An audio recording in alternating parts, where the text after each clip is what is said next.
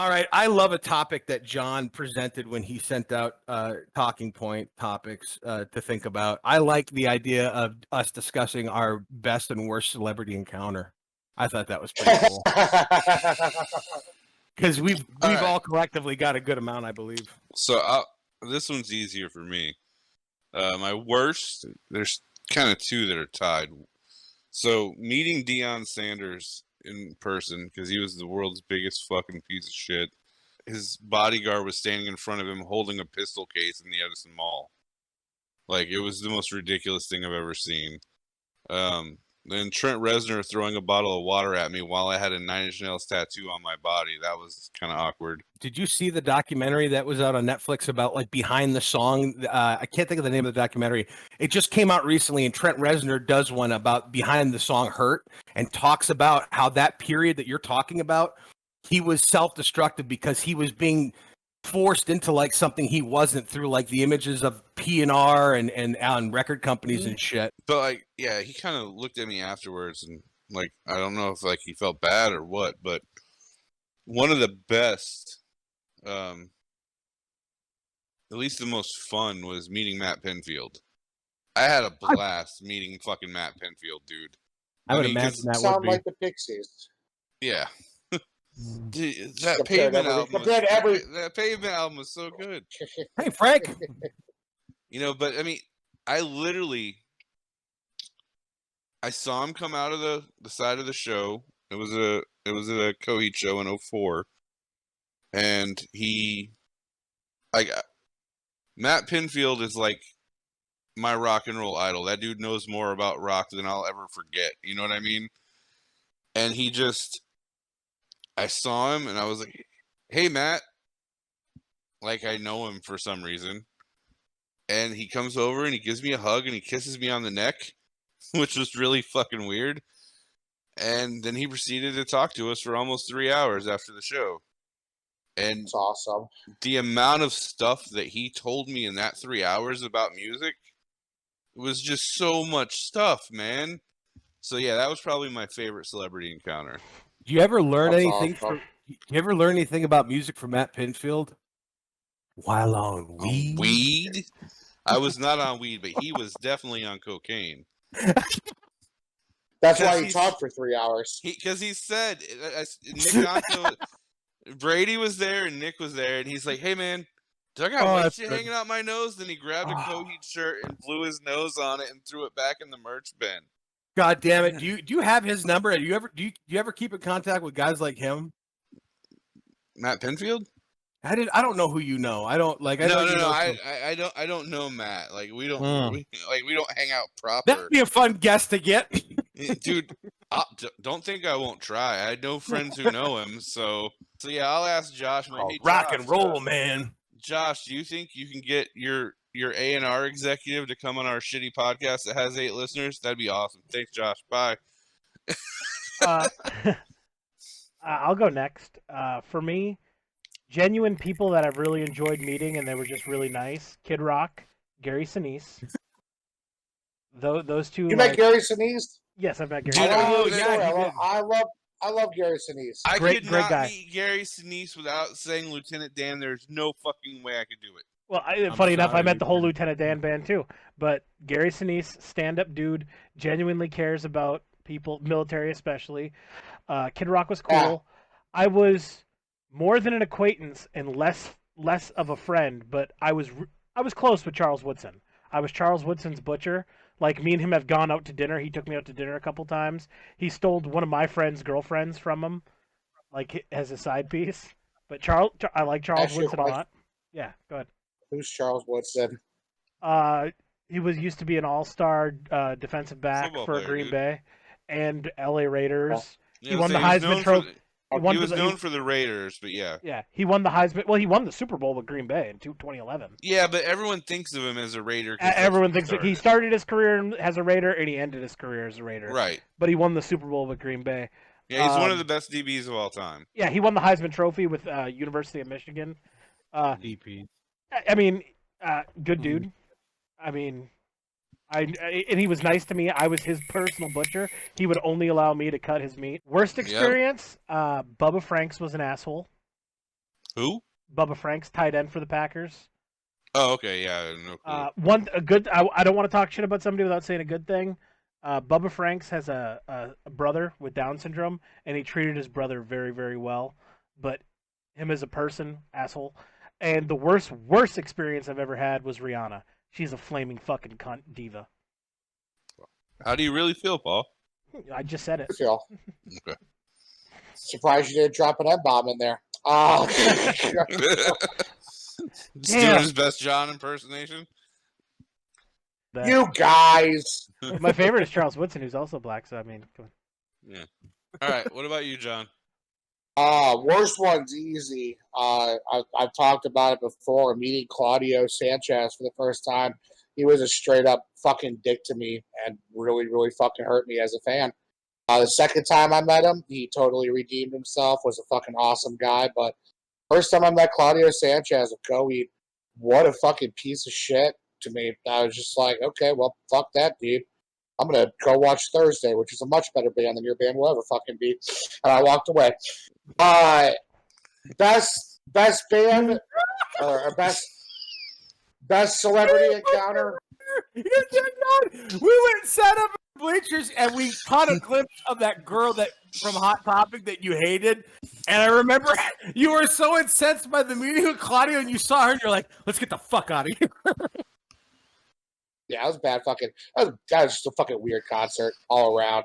Oh, God damn it. Fucking best celebrity encounter I've ever had. I mean, he's probably not even really considered a celebrity, but Brendan Kelly of the Lawrence Arms, or the Larry Arms, as you fucking assholes call them. Met him at the Polish American Club in Miami. I think I was like 22 or 23 at the time. Walked in, he was... Yeah, I was at the Polish American Club. It was them and Against Me were playing. And I asked Brandon if I could buy him a beer. And I bought Brandon a beer and we started talking. And then I was just like, well, I don't want to overstay my welcome with this guy and fucking fanboy out on what a big, fan I am of his. So we started walking away and Brandon just followed me and my friends back to the table and sat down with us and hung out with us and drank beers with us for an hour before he had to go on to the show. And he was a totally fucking great guy. And then after the show, he made it a point to find me before I left the building and give me a big hug. It was like, I'm really glad you enjoy the new fucking album. We're getting a lot of pushback from it. But gave me a big hug, and he was like, I think that's fucking awesome, man. And it's some of that stuck with me all this time. The dude was just so genuine and so awesome. Those are great when that happens. And I'm going to throw in my odd one, because I always forget about this one. And I wouldn't put this as a best or worst, but I will put it as the weirdest celebrity encounter I ever had. I was at Lollapalooza in 94 in Miami, and obviously Perry Farrell founded Lollapalooza, and Porno for Pyros was playing. And I'm standing near this mist tent, and this scrawny little fucking dude comes up to me, and he's like, hey man, do you eat meat? And I'm like, look at me. Yeah, I eat fucking meat. And it's Perry Farrell, and he takes me into this tent where we're leaning on a giant inflatable hamburger, and he proceeds to show me videos of how Jell-O are made and how horses are killed and why I should be a vegan. And it was the weirdest, weirdest encounter, dude. He's a weird fucking dude. Why are you showing me videos of horses being speared in the head? I don't want to see this. Did you know that his horse was killed? Yeah, it's well, his fucking strange. In that case, I have an honorable mention. Yeah. Not really a celebrity, but like married celebrity. AJ Hawk's wife. Fantastic human being. Like super salt of the earth, sweet lady. Would you fuck her too? God, I wish. Jesus. But no. She's Brady Quinn's sister as well. So she's like double backdoor celebrity status, I guess. All right, Doug, go. And then I got a follow-up question to this segment. Well, it's tough for me to choose, but I would say I could tell you my worst. It maybe not my worst, but I'll put it in that category of just like not my most favorable meeting was I went to a horror convention to get a tattoo with a friend of former friend of mine. And one of the people at this horror convention that was signing autographs was Corey Feldman. And at the time, Bob I like gave where me this is going already. his Lost Boys poster, and he said, "Hey, you're going to this convention. Corey Feldman's going to be there. Do you think you could get his autograph on this poster for me?" And I said, "Sure." I don't think I did I? Or did I end up? Yeah, I didn't think so. I don't think so. Yeah. I brought the poster with me, and I went to meet Corey. And Corey's in the back corner of like this, this convention center hall, and like Sid Haig from Devil's Rejects, Captain Spaulding, he's sitting at a table. Michael Berryman's sitting at a table. Tom Savini's there. Mini Meat, Vern Troyer's around the corner, and that. Dolomite. This was when Dolomite was still alive. Rudy Ray Moore was there, and it was hilarious. John, you like the N-word. This guy was spitting that out left and right for a good 20, 30 minutes, man. It was awesome. No. Corey Feldman is sitting in the corner by himself, and at the time, he was married to that girl he dated or got married to on that. He was on a VH1 reality show with Ron Jeremy and a bunch of other people. The Surreal Life, I think it was. And he got married to the chick on the show, and she was with him at this table, and it's 10 o'clock in the morning. We get in. He's wearing black pants, a black button-down short-sleeve T-shirt, collared, and black Terminator sunglasses. And she's bleach blonde, white, completely opposite. And they're just sitting there, and everybody else is like around Vern Troyer and Rudy Ray Moore, and nobody's around Corey Feldman. And I'm like, well, I got to get Bob's autograph. So I tell, I'm going to go up here and meet him real quick. And I said, hey, my buddy Bob would really love to get your autograph on this one sheet. And he's like, yeah, thing about it is, like, I only autograph personal stuff for $50. But if you want to buy a Lost Boys poster for $25, that one's already pre-autographed. Or if you want to buy, like, my newest CD, that's $20. And that comes autographed, and I'll personalize it for you. And I looked at him, I'm like, okay, I guess I'll buy a CD. And I bought his album, Former Child Actor. It was like a double. I think it wasn't a double album. But he had a freeform jazz cover of John Lennon's Imagine on it that was unbelievably awful. I forced him to listen to that album on the way home. That's why he stopped talking to me, I think, was that trip. He hated me that fucking trip. But Corey Feldman, his wife was a real cunt about everything. Like, yeah, we're just not getting a lot of visitors, this and that. And I'm like, so are you going to go on tour in support of the album? Yeah, it's been really well received by a lot of people in New York. We're traveling the States right now with bands, but keep an eye on the website. We'll let you know when we're playing your town, brother. He was kind of a dildo. Fuck everything about that guy. I hope he gets molested again. Wow. One of the best. Right, that was the worst. That was the worst. What's the best? Yeah, so what's the best? That's a toss-up, too, and one of them I'm going to save because it's actually a really good story, and that's the Kevin Smith story. But I met Mitch Hedberg. That's why I thought you were going to pick. I figured you were going to go that way. I do want to talk about Kevin at some point when he gets brought back up again. But Mitch Hedberg, I discovered... I went to go see Lewis Black and David Tell in Orlando with my buddy Mike and Tim when we were working at the movie theater. We had both gotten into Lewis Black hardcore through that first special where he talked about your friends not knowing the rate structure of cell phones and shit like that. And I found out he was playing on a Comedy Central Presents tour at the Hard Rock Cafe. I told Mike and Tim, I got them into him. I said, we got to go see him live. It's $20. And he's playing with David Tell from Insomniac, who's one of the best fucking joke writers in the world. I said, it's going to be an amazing double bill. And I'd never been to a real comedy show at that point. And when we got there, we were in line outside the building, and I was asking people, we were getting to know people, talking about the shit you like, why you're there. And I'm like, I wonder who's going to open. And somebody was like, yeah, we heard a rumor that it's like this local Orlando, like, you know, improv troupe. And I'm like, God, I fucking hope not. Not for Lewis Black and David Tell. And it turned out to be an unknown Mitch Hedberg, who, by my recollection, blew both of the comedians I love and was there to see out of the water. And he didn't stay around to meet anybody. Lewis Black and David Tell came out and did a meet and greet for free, and everybody that waited in line got an autograph and a photo. And I kept asking where Mitch was, and Lewis Black kept looking at me. He's like, he's not really a people person, if you know what I mean. And I'm like, oh, okay. I came back home that night from Orlando, and I went to CD Warehouse when it was still open on Daniels. It was over by Daniels. and I bought Mitch out. Mitch Hedberg had 2 albums out. Strategic Grill Locations, which was self-produced, I think, and his first album, and Mitch Altogether, which was the Comedy Central Records double album with the DVD. And I bought both albums for like $10 off Carson. And I brought him home and laughed. I remember getting John into him. I think you were with me that night, if I'm not mistaken, or maybe the couple nights after. But I gave John copies of the album, and I remember it spreading like wildfire in the wall. People loved it. falling in love with that album. And he was coming a few years later. He came to the Miami Improv to headline, and I forget who his opener was. But Mike and I got tickets to go see him again. I said, this is going to be awesome. He's opening now. And we bought will call tickets. We never been to a improv comedy club, didn't know how it worked. Figured we'd get seated somewhere like they do with the Barbara B. Man. And what it was they put us literally in front of the stage. Where I'm sitting now, the stage was like to my right about there. And I was literally in front of the microphone. And I had his albums with me. And on the inside of his album, under all the thank yous and liner notes, he writes, be sure to have a drink with your favorite comedian. And it always stuck in the back of my mind, but I wanted to get that autographed more than anything.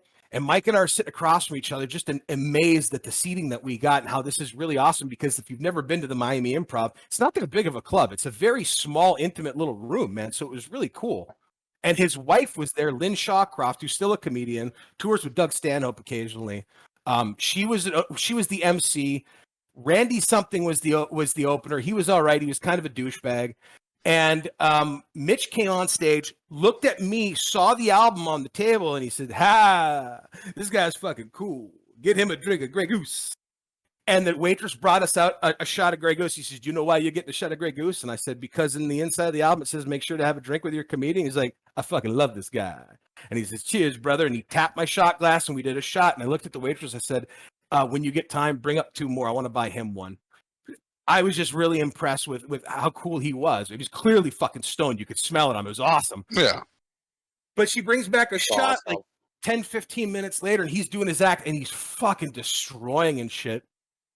And 10, 15 minutes later, she brings the shots in and that, and he goes, whoa, whoa, what the fuck is this? And she goes, he wanted to buy you a shot because he thought that was really cool of you. And he's like, bro, this is the first show. I got a second show. What about the people after this? And I said, fuck them. I like you, man. You're all right. And we did a shot together again.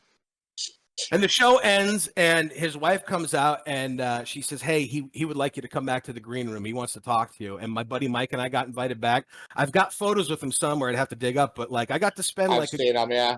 20, 30 minutes talking to him as he smoked weed out of his corncob pipe, sipped on a glass of wine, and just philosophized on jokes and the meaning of life and what I do for a living and what Mike does for a living. Just a guy wanting to get to know real people, man. Like not an asshole, just a dope fucking person.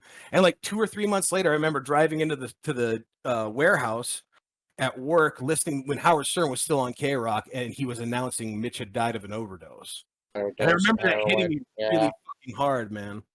And I remember that meeting really kind of impacted me because it was at a time where I really wanted to try doing stand-up, and like seeing him kind of like really push that for me.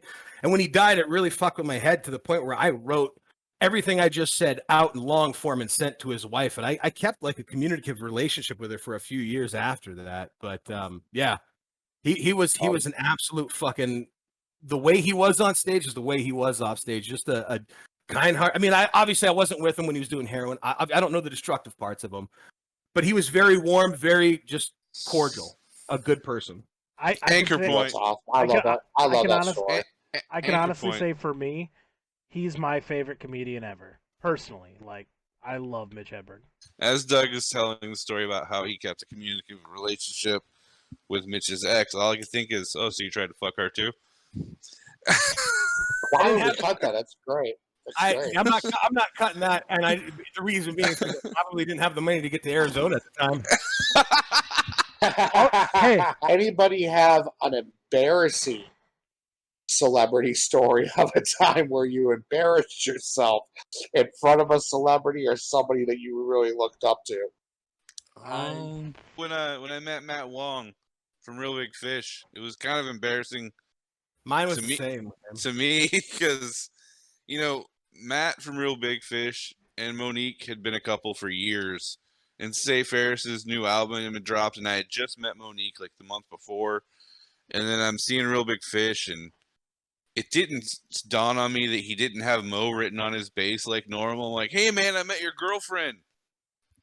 And then I heard the new Say Ferris album, and it's all about their fucking breakup, and he was such a fucking dick to me, man. And Aaron was like, sore fucking subject. Like, no.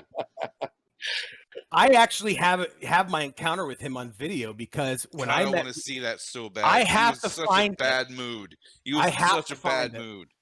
It's funny that you and I were in that same building and didn't like. I hung out with him before and after the show, and so did you, and somehow we didn't meet up. I was in high school. I think I might have been a senior at that time, and I was able to call the record company and get backstage passes and a meetup time to meet the band beforehand because I was an AV club and I did the morning news show, and I proposed the idea of high school students being able to interview their hero band and being able to turn that into a segment. And I was able to interview them, film the show in its entirety. I got tons of free merch.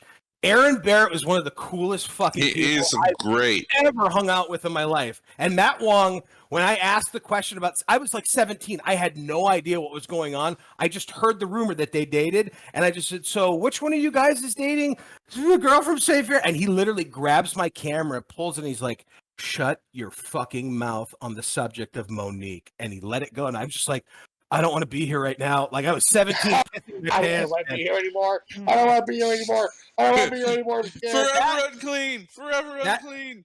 That is not my awkward celebrity story. And my awkward celebrity story is very quick. It's the second time I got to meet Patton Oswalt.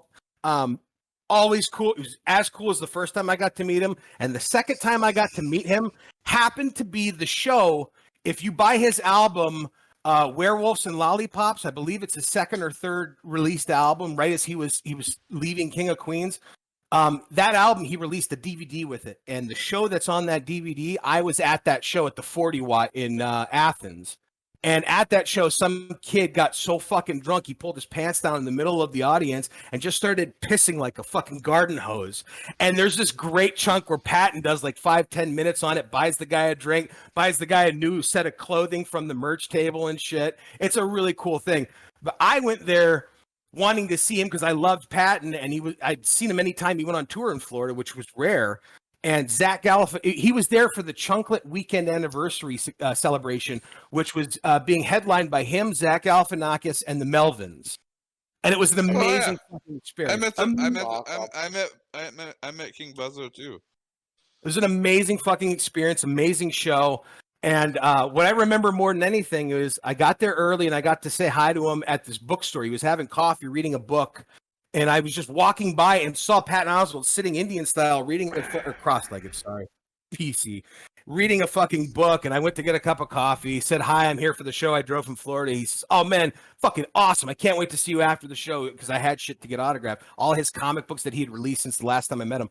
Zach Galifianakis, they were positioned where it was Patton on the autograph table. There was Patton after the show. And then you came to, no, it was Zach, then Patton. I'm sorry. And I'm sitting here talking to Patton about all these comic books that he's written. I'm like, what you did with the Justice League, dude, it's fucking amazing. It's mind blowing what you did with this character. And we're just nerding the fuck out on shit that we love.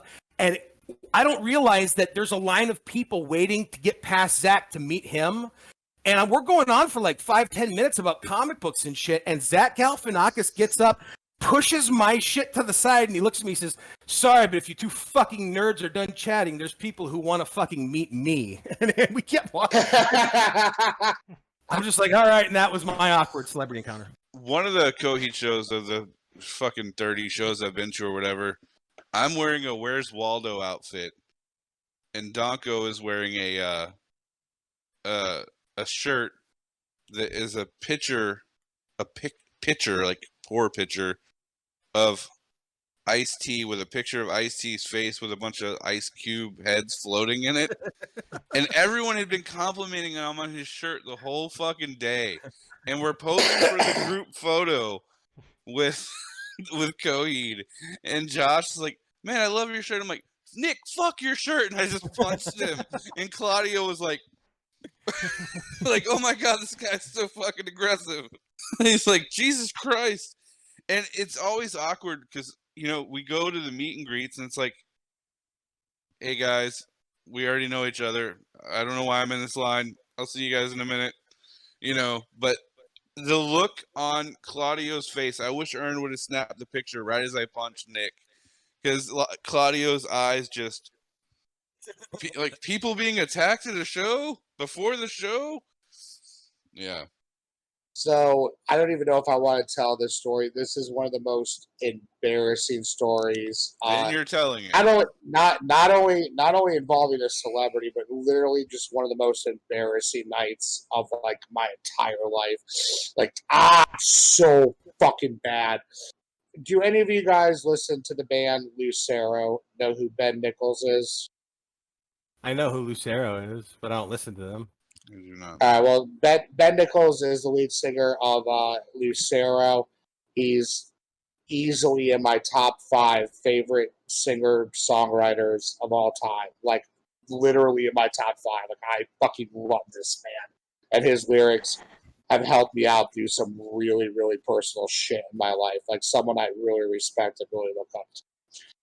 So that being said, me and my friend Dana, we travel from Fort Myers to Miami. We get a hotel. In the hotel, she busts out a bottle of Fireball whiskey. We do a couple shots of whiskey. Keep in mind, this is in my early opiate addiction stage where I'm just taking pills at this point, but I am taking, fucking painkillers. So we take a couple shots of Fireball. We go out to dinner. We have a couple glasses of wine, and then we go to the Lucero show. And I don't remember the venue that we were at, but we got there probably about an hour early, and the doors were open, and they let us in, and the bars were open. So we had already started drinking by that point, so we were like, well, fucking might as well fucking keep it going. Walk up to the bar, and Ben Nichols is standing there at the bar talking to the bartender. And I kind of had like a mini freak out. I'm like, holy shit, Ben Nichols is right. Like I was starstruck. Like I was fucking intimidated and starstruck. But I had also had a few fucking drinks in me and some fucking pills in me. So I'm starting to get to that fucking you only live once. So, I walk up, right next to Ben and the bartender, and I'm like, hey Ben, how you doing? And he goes, I'm doing really good. He's really southern if you know their music and stuff. They're from Tennessee. Kind of talks like a guy from fucking Sling Blade almost. French fry So I'm like, I was like, man, I would love to buy you a beer. Like, you're one of my favorite songwriters. Like, can I buy you a beer? And he goes, you can buy me a whiskey. And I go, absolutely. Bartender, 3 shots of Jameson. So she fucking pours 3 shots of Jameson and do my fucking little toast with him. And then he proceeds to buy us a round. And then I proceed to buy us another round. And after that, he was like, all right, well, I got to go ready. Are there any songs you guys want to hear tonight? And I was just like, yeah, I'll Just Fall. And he goes, yeah, it's one of my favorite ones too, blah, blah, blah. And I was like, all right, cool. Thanks, man. So the show starts, and there's only like one opening act. By the time Lucero hits the fucking stage, I am fucking drunk. Like, I can fucking barely remember the set or anything. I know that me and Dana were like right up at the front of the stage, right in front of him, and just like really getting into it, fucking rocking out, drinking our fucking asses off. So, when the bands do the thing where they leave the stage and they go into the green room for a few minutes before the encore? Yeah. So Lucero gets off the stage and goes into the green room before the encore, the whole band. Somehow, I sneak past security and I fucking bust open the door to the fucking green room. And I'm like, that was the fucking greatest show ever. I fucking love you guys so fucking much. That was the fucking greatest moment of my life. And then I turn around, and as I turn around, I fall face first onto the ground in front of Lucero. The security guard sees me, picks me up, and drags me out of there. Oh my god! And they start to sing the song "Have You Lost Your Way" to you. So, did they play the song you wanted to play at the encore? Oh my or did you god, miss John!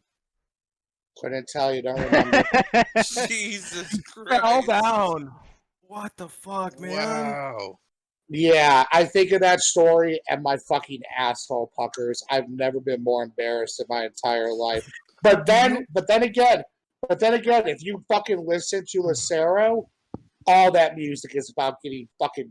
A lot of that music is about getting drunk, blackouts, fucking despair, all that shit. So you know what? They might have Ben appreciated Nichols it. probably didn't think it was. They might have appreciated it. Do you know, John? There But is one awkward, not celebrity, but similar to that, one awkward situation you and I both share, and we were both there for it, and it was in Orlando at the House of Blues, and it was the Occult Roots tour of Alkaline Trio, and afterwards we all hung out back on the side where the bus was, waiting to meet the band as they came out, and Nevin was there with Skylar, you, me, Ben, a bunch of other people, and I remember Derek came out after the show. He was the first one to come out, and he started introducing us, and you and I were just like, dude, that was an amazing fucking show. You guys were awesome, sounded great, and Nevin waits for it to die down, and he goes, yeah, I mean, you guys sound better on record, if I'm being honest. I don't really care for you live. I don't think you're great. Nevin. He's like, I don't Nevin. think you're that great of a drummer. He was just such a blunt piece of shit to him, man. Wow. Yeah, but you're also talking about fucking Derek, who was in the Suicide Machines. Like, he is a fucking legendary punk rock drummer. For Nevin to say that to him, that'd be like walking up to Elvis Presley and being like, I don't think you can write a song. It's fucking crazy. That legitimately reminds me of the scene from Scott Pilgrim where they watch the band, they watch Clash at Demon Head live, and young Neil looks at Knives and goes, "They sound better live." Like right as they're at the fucking show. I remember Skylar cocking his head immediately because he was still they were still drawing maps was still a thing, and I remember Skylar cocking his head. He's like, "Nevin, shut the fuck up! What's wrong with you?" Yeah, that was Nevin, man. Nevin just had no filter. Nevin was just, he came from Europe. He didn't give a fuck. He was just like, I'll fucking say what I want. I love Nevin. Nevin's a good dude. What instrument did he play? Guitar. Yeah, I can't remember. Dude. Really small guy. Really I just remember that Skylar. I remember Skylar played drums, and I don't remember the name of the singer, but I remember him being very energetic. Ben He was very energetic, and he won the crowds over at the shows I saw. I still have the demos on my phone. I still listen to Burning Charcoal in a House and shit. That music's still fucking good, man. Cool. Branch out, little flowers, and spread little podcasts all over the world. So at the end of this podcast, we say, ladies and gentlemen, deuces. Bye, guys. Enjoy the rest of your Sunday. Love you guys. Oh, yeah.